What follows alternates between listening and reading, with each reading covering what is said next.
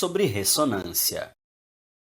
Antes de você entender sobre o fenômeno da ressonância, você tem que entender sobre algo chamado frequência natural. A frequência natural é a tendência que qualquer objeto tem de vibrar ou oscilar em uma frequência específica, ou seja, a sua frequência natural. Ao pegar, por exemplo, uma taça de cristal, se você der uma batida de leve nessa taça, ela vai vibrar e emitir um som. Na verdade, toda vez que você bater nessa taça, ela vai emitir o mesmo som. E a frequência desse som que você vai ouvir será a sua frequência natural.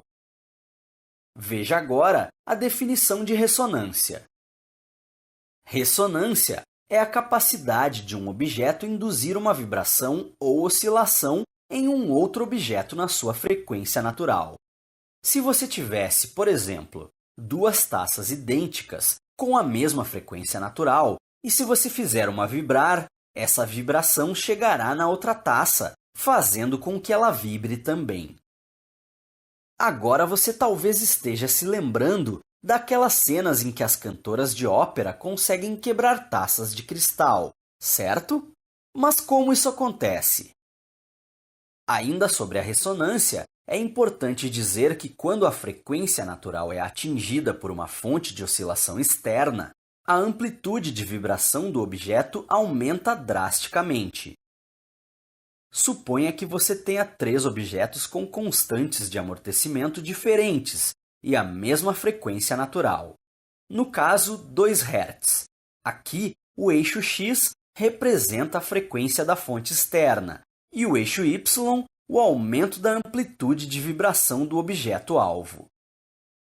Enquanto a fonte externa estiver vibrando com frequência abaixo ou acima da frequência natural, não haverá efeitos na amplitude de oscilação do objeto-alvo. Agora, quando a frequência externa for igual à frequência natural, a amplitude aumenta drasticamente, ou seja, o objeto irá vibrar com amplitudes bem maiores. E é isso que faz com que a taça de cristal se quebre. Se você tiver uma fonte sonora na frequência correta e com grande intensidade, a taça irá vibrar com amplitudes cada vez maiores, até se quebrar. Bom, agora você poderia se perguntar, por que isso não acontece com copos de vidro comum? Voltando ao gráfico anterior.